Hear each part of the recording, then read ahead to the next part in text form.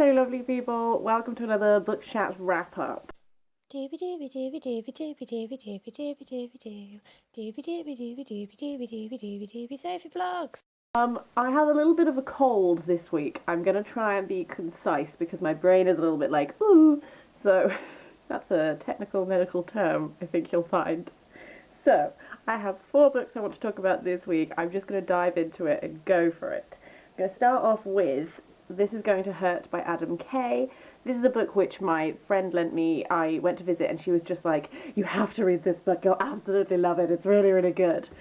So Adam Kay was a doctor for a while, and then he is no longer a doctor, and when he was going out and clearing out all of his notes, he found all of his notes, and then he sort of turned them into this book. So this is sort of both like funny and sad, so a lot of it is quite humorously done, and then every now and then you'll just get a little gut punch with something genuinely sad that happens. Prose about this book is, I think it's written very accessibly. This will have like a broad appeal to a lot of people. I think it's very easy to read, a very quick read, if depending how you take the subject matter. So like, I found it very quick to read, but there were moments where I had to be like, I can't continue with this book just now because something deeply sad has happened and I need to take a minute. So I can see why it's got sort of like a mass appeal, if you will. It is also genuinely funny a lot of the time. There's just stories and you're just like, I can't believe this is something that actually happened to you, and yet I also really can, because humans are weird. Also, I think that this was really good at opening my eyes to what working in the NHS as a doctor is like the intense hours, how hard it can be sometimes, but also like how rewarding it can be sometimes and stuff like that. I gave this one 3 out of 5 stars. I had a tiny quibble, is that occasionally it was a little bit too, and I can't find the right word. The word that keeps coming to mind is callous, and I don't think I think that's too strong a word. But occasionally this humour which relies on being quite like sarcastic and flippant and stuff like this, and a little bit desensitised, because that's sort of what happened to him as he spent more time being a doctor. So many intense things happen that you do become slightly desensitised. Occasionally it was a little bit too like flippant for me in some moments, and I was just like, this is quite a serious thing. I don't know.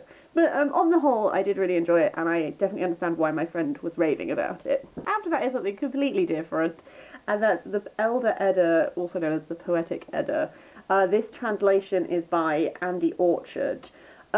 This is Norse mythology. It's like a collection of different tales from Norse mythology. Sort of like the first bunch of tales are all tales which I'm familiar with specifically from reading Neil Gaiman's Norse mythology. Like a lot of the first few tales in this are ones which he retold in his, which I read quite recently as of recording, not as of posting, but time, it passes. So I was really familiar with those. And then towards the latter half of this as well, there's a lot of stories which I am also familiar with because I read the Volsunga Saga. I nearly wrote my dissertation on the Volsunga Saga, and then I didn't, because too many things to say about the Iliad instead. But I particularly enjoyed the latter half because it's been a number of years since I've read the Volsunga Saga, and I was a little bit fuzzy on some of the details. So reading about Sigurd and Gudrun and Brunhild and stuff like this, it sort of like brought it all back to me. It was also fun to read it sort of in a different format from a different, you know, like they're both telling the tale of like the same figures, but they tell them differently because they are 2 separate texts.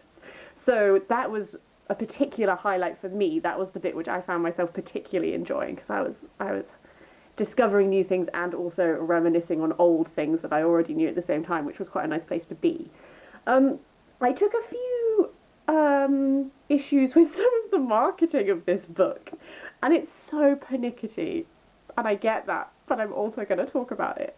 I just think this is being marketed in quite a simplistic way. And then on the back, it's Legends from the Ancient North, which is the series, and it has a list of books. And like, okay, Beowulf, Elder Edda, Saga of the Volsungs, great, whatever. Sir Gawain and the Green Knight irked me, because that's a medieval English romance. That's a completely different time. It's not a tale from the North. It's a medieval romance. Different tradition, not related to this. That kind of, I was like, But that's very pernickety, I am aware.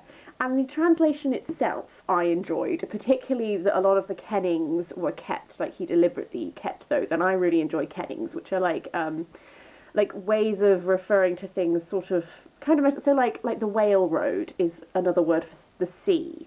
So like these little phrases which you use to describe things, and I enjoy puzzling out what they mean when it's not entirely obvious sometimes or stuff. And I particularly liked that those were preserved. So I did really enjoy the translation. I just felt like this packaging marketing thing, and it's all like, oh, it's inspired by J.R.R. Tolkien. And I get that we're trying to tap into like popular things and get more people to read them. I just also felt that sometimes it was a bit over reliant on stereotypical ideas of things rather than just being like, this is the text, these are the things, da da da da. I don't know.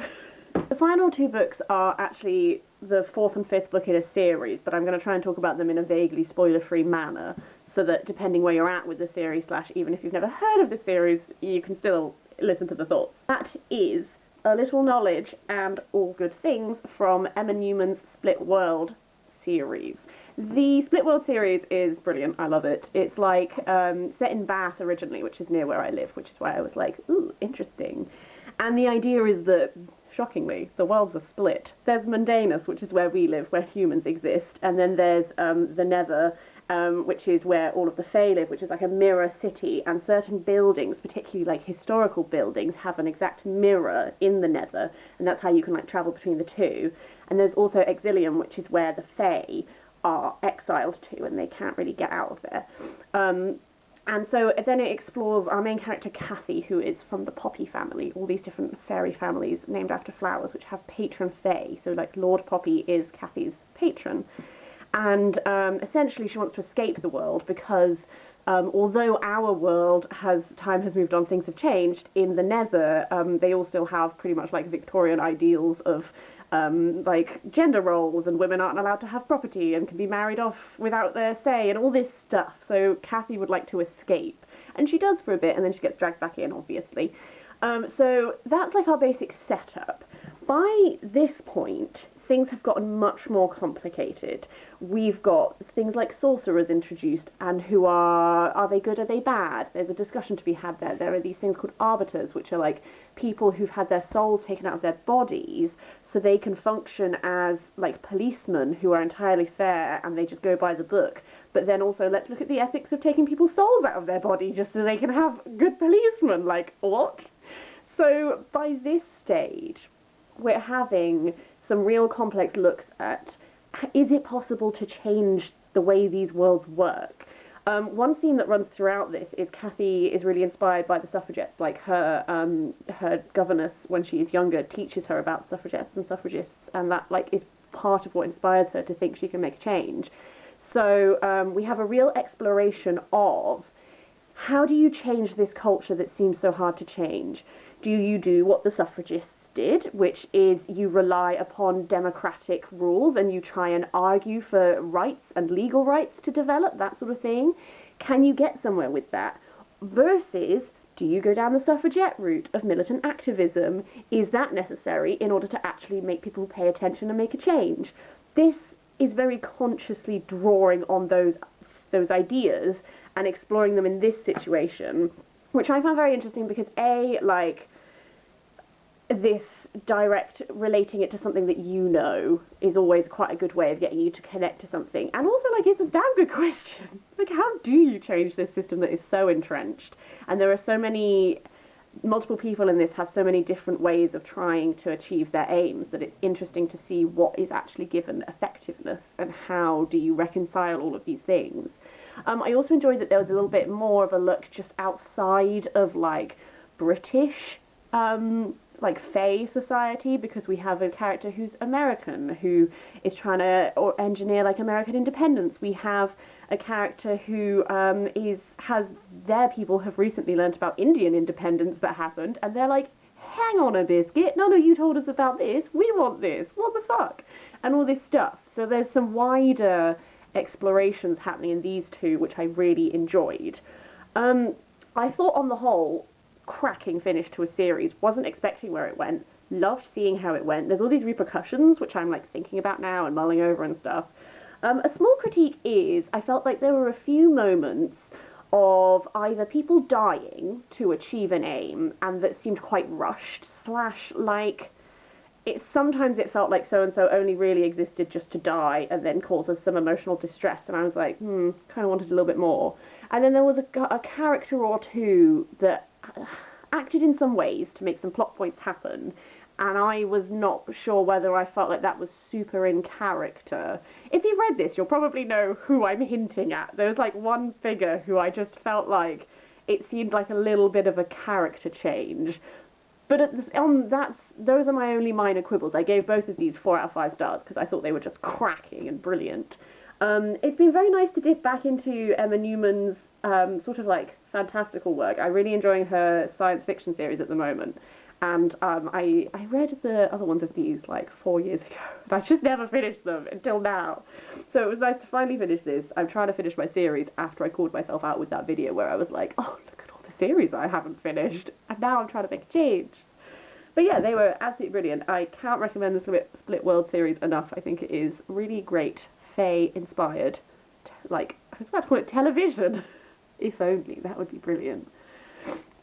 As we might be able to tell, I am still full of cold, so I'm going to call it a day there. I hope I've been concise and not just too rambly.